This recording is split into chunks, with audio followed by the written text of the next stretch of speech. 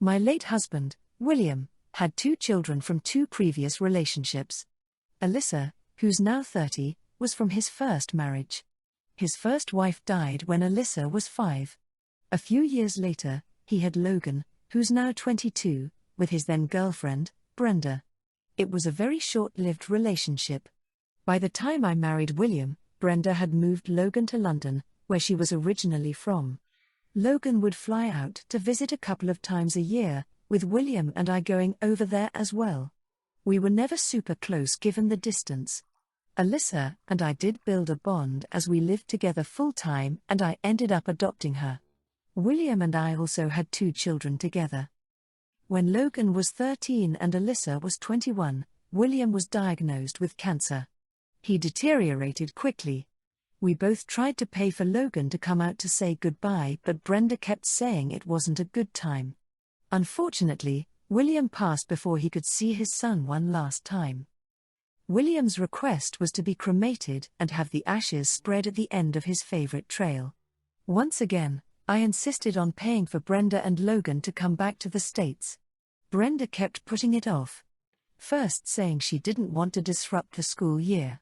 But when summer came, she found excuse after excuse. Soon, it was nearly a year and there had been no celebration of life. Myself, Alyssa, my other 2 kids and the rest of William's family felt as though it wasn't fair to anyone. Finally, I gave Brenda a list of dates and told her to pick one. She did. But when it came time to actually booking tickets, she refused. When I said I'd pay, she suddenly found another excuse. Unable to wait any longer, we held the celebration of life. It was a beautiful day that I'll never forget. It finally helped me begin my grieving journey. Brenda was and after this, cut contact. Alyssa tried making arrangements to visit, but Brenda wouldn't let her. Finally, when Logan was 18, he reached out to her and they rebuilt a relationship. Through her, he's also began talking to his other 2 siblings. Alyssa's visited him a few times. Last week, Logan came to the States. He was happy to see his younger siblings but was very standoffish with me. At one point, Alyssa and the kids took Logan to the trail. When they returned, all of them were understandably emotional. I was comforting Alyssa when Logan snapped.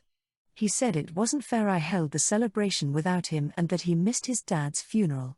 He started screaming at me that I was selfish not to wait. I told him that I understand why he's upset, but his mother is to blame. She's the one who refused to let him come out. Were we not supposed to have a funeral for 9 years? Logan got even more upset and left the house, getting a hotel. Alyssa agrees we did nothing wrong by holding the service when we did, but thinks I should have just let Logan vent versus blaming his mom. Comment 1. NTA. It is time for you to have a hardcore conversation with Logan and pull out all of the receipts on his mother. You went above and beyond and did everything you could to include not only Logan but also Brenda. She does not get to lie to you and have Logan hate you for her childishness. It would also be helpful to have family members on your husband's side back you up. Never allow people to tarnish your name and make you look bad when that could be further from the truth. Comment 2. NTA, maybe things could have been said differently in a more compassionate way, but no way I'm taking the heat for Brenda when she clearly kept putting it off for her son to go there. This guy also isn't going to make me feel awkward in my own home, so I'd be glad he got the hotel room. I feel for him not being able to be there, but hey, you and everyone who was present clearly needed that too. Maybe while he's there you can plan something to celebrate his life and have Logan take part. Go to husband's favorite place to be or place to eat, do all his favorite things that Logan remembers doing with him maybe. Comment 3. Oh, this is a horrible situation. I'm sorry for your loss and for the fallout with your children and their sibling. NTA. It's difficult, but as long as you recognize and are supportive of Logan's emotions, the right thing to do is to tell the truth. As long as you're only explaining, and not criticizing Brenda, you're not doing anything wrong. ETA, and I don't think being critical of Brenda's decisions in a different situation would be unreasonable, but not to Logan, and definitely not now. Not in the USI, 33F, Have a sister Sarah, 36F. Sarah has always been good at studying and is our parents' pride and joy. She got into a very good university's engineering program on full scholarship and had a nice job offer upon graduation. We were all proud of her. In comparison, I was a mediocre student. I got into a less prestigious university studying something Sarah said to our parents won't get me a good job, but my parents helped me pay my tuition nevertheless, though I had to work for spending money and other expenses. Through work, I met my now husband. He is from a family of generational wealth with their own business. We married when I graduated, and my sister said she was very disappointed in me for being a gold digger and that we women should not rely on a man's money to get ahead in life. Sarah left the company at 30 to start her own business with her now husband. The business was doing well until the pandemic. They struggled but managed to keep the business together until this year. Sarah confessed to our parents that she needs a large amount of money to keep her business afloat. My parents suggested she borrow from me. Now, I do have the amount of money Sarah needs. My husband heads his family company and gives me spending money every month in addition to a credit card he takes care of.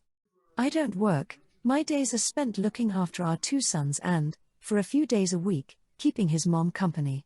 She's a lovely lady who's still very active and enjoys taking me places. Every time we go out she always foots the bills, so I have a lot of money saved. Sarah and her husband approached me in private a few days ago.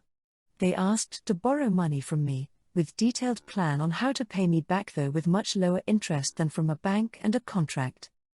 Here's where I may be a-hole. I wrote them a check, and as I handed it to her, I looked her in the eyes and asked, "You do realize you're borrowing my gold-digging money, right?" Sarah went red in the face before she immediately got up and walked away. Her husband looked a little awkward but finally took the check and mumbled his thank and left. Later, my mom called me and said I was being cruel to Sarah in her hard time. That there was no need to humiliate my sister like that. I simply told my mom she never said anything when Sarah called me a gold digger, so she has no say in the matter. Still, I wonder if I was a-hole. Comment 1. NTA. It's not okay for you to rely on your husband's money, but it's okay for your sister to rely on your money, which is both yours and your husband's. She doesn't like being reminded that she judged you for relying on a man, and now she's reliant on that same man. She doesn't even have the excuse of being married to him, she's relying on another woman's man to stay afloat. I don't care about how you chose to live. If you marry for love or money or both or neither. If you have a strong work ethic or drive to succeed, or if you want to coast along or relax. I do care about women judging each other for their choices, but expecting that their choices are held to a different standard because they picked the right path. Don't dish it if you can't take it. Comment 2. NTA. It's not okay for you to rely on your husband's money, but it's okay for your sister to rely on your money, which is both yours and your husband's. She doesn't like being reminded that she judged you for relying on a man, and now she's reliant on that same man. She doesn't even have the excuse of being married to him, she's relying on another woman's man to stay afloat. I don't care about how you chose to live. If you marry for love or money or both or neither. If you have a strong work ethic or drive to succeed, or if you want to coast along or relax. I do care about women judging each other for their choices, but expecting that their choices are held to a different standard because they picked the right path. Don't dish it if you can't take it. Comment 3. Her sister is like one of those Redditors who look down upon Zams. Trying to push the working woman agenda but forgetting women empowerment is about choices. I am a 30-year-old man. My fiancée, Shelley, is a 26-year-old woman. Ever since I met Shelley, she has been open about one of her interests, which is Korean music. It's not exactly my jam, but I am always happy to hear her talk about it. I was not aware early in our relationship, though, that by Korean music, she particularly meant one specific male pop star. His name is Kai. Since we began cohabiting last year, I've also come to learn that it's less of an interest and more of an obsession. She spends an inordinate amount of time looking at his pictures, following his fan communities, and listening to his music. If I'm being perfectly honest, it's a pretty huge turn-off for me personally, but people will like what they like, I suppose. Last summer, my sister told us that she was getting married and we were super happy for her. We immediately RSVP'd for her wedding, which was on Friday, January 12th. However, in December, Shelley came up to me and told me that she couldn't attend my sister's wedding. When I asked why, she responded that she was going to be in South Korea around that time. I figured that Kai was having some sort of a performance or fan meet and greet, but it was even worse. Shelley wanted to attend a fan-held birthday party event. Apparently his birthday is January 14th, which is today's date in South Korea. I asked if she was out of her mind, seeing as, A, she doesn't speak Korean, other than some of the lyrics of his she memorized, B, she doesn't have that much money and lives primarily off of what I make, and, C, she was going to prioritize some random pop star's birthday party over her fiancé's sister's wedding. Shelley told me she was going and that was that. Before she left for the trip a few days ago, on my birthday, actually, she begged me to tell my sister that she couldn't go because she was sick. I really didn't want to talk about it and just told her okay. Well, yesterday was my sister's wedding. It was a lovely ceremony. My sister and her husband were confused as to why Shelley wasn't there, and I immediately fessed up that she was in South Korea for an event. My sister was a little upset, but I told her not to let it ruin the day for her. After the wedding, my sister apparently emailed Shelley, telling her that she wished she would have been upfront because she could have saved some money on her food for the event, and then Shelley emailed me furious about my telling the truth. Was I wrong to tell her the truth, or were my actions justified here? Comment 1. I know who Kai is and even follow his K-pop band. Some of us are fans and enjoy the music, others have become obsessed. Your GF has shown you that her imaginary relationship with Kai is more important than your real relationship with her. In your situation, I'd seriously think hard about always being second place to a relationship that's only in her mind. Comment 2. NTA. But seriously, your GF is ridiculous. Do you really see a future with someone mooching off you? You paid for the trip, right? Obsessed with another guy, and ditching an important event for your family because she wanted to go to a fan-held birthday party for this guy? Is she 11 years old? She'll never be accepted by your sister. How'd the rest of your family feel? If that was my partner, I'd be terribly embarrassed.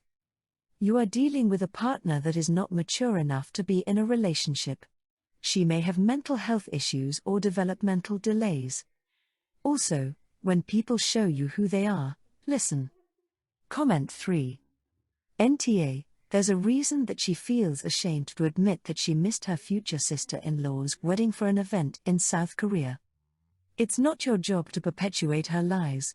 Shelley is very selfish and inconsiderate of you, taking a trip to SK when she already lives off the money you make, leaving on your birthday, and missing your sister's wedding.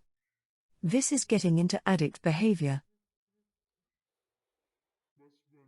So I 26F initially planned on going with my niece 11F and brother, 37F, on a trip to her mother's home country during summer vacation. My niece's mother died when she was less than a year old, and the trip was going to be the first time my niece would be visiting her mother's home country, as well as the second time she gets to see her maternal grandparents since her mother's death. However, my niece suffers from attachment issues which cause her to have severe anxiety.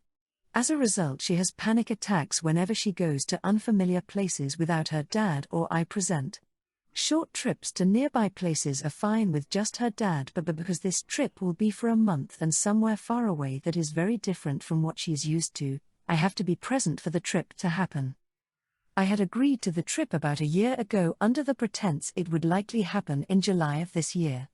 Last month my boyfriend 26M asked me to spend 2 weeks with him and his family in Italy during August. I agreed as it wouldn't interfere with my niece's trip. However, last week my brother told me that he could only get time off for the last 2 weeks of July and first 2 of August during summer vacation, which interfere with the trip to Italy. My boyfriend can't reschedule as it is the only time that works for his family. I asked my brother about moving niece's trip to sometime during the school year, but she has recitals and events that she can't miss. Originally I was planning on missing the trip to Italy, but after speaking about it with my boyfriend's sister, she hinted at my boyfriend proposing to me during the trip. My boyfriend and I have been together since we were in high school, and a large reason why we aren't engaged yet is because my niece's dependency on me. He's been more than understanding towards the situation, which would make me feel awful if I delayed his proposal for my niece again. To be honest, I'm also tired of having to put my life on hold for my niece, so I told my brother I couldn't go on the trip with them. Which essentially meant he had to cancel the tip. He was very mad at me, probably the most mad I've seen him since niece was born, and called me an asshole as well as some other choice words for accepting to go on another trip when I had already agreed to this one. I was taking my niece to therapy this week, and the therapist pulled me aside to tell me how much my decision was hurting my niece. She didn't sound like she was blaming me, but it made me start to rethink my decision. I brought it up with a few friends and the reactions were mixed. Comment 1. NTA, not your child, and frankly the dependence on you is unfair. You can't put your entire life on hold every time she needs something, and your brother moved the trip. That's on him. Why the attachment issues? Her mom died when she was fairly young, so it can't be that. It seems like something the therapist should be addressing more aggressively if she's this dependent on two people. She's not far off from being a teenager. OP comment. I won't go into details, but niece was present when her mother died and it was very traumatic for her. Although she doesn't really remember it now, since brother couldn't be there for her after her mother died, had to work more for financial reasons, plus struggled with depression. Her therapist suggests that her attachment issues comes from feelings of being abandoned and losing those dear to her. She's so attached to me because I babysitted her when my brother was working. Most of her care was handled by me until she was 4, and when my brother was able to start working less, I was still kind of like her de facto mother in situations that called for one. Comment 2. He's using you as a replacement mother and is not okay with you starting your own life. NTA, you need to develop boundaries, as this girl will always turn to you to solve her problems if you let this go on. Probably will get jealous of your future children and try to monopolize your time.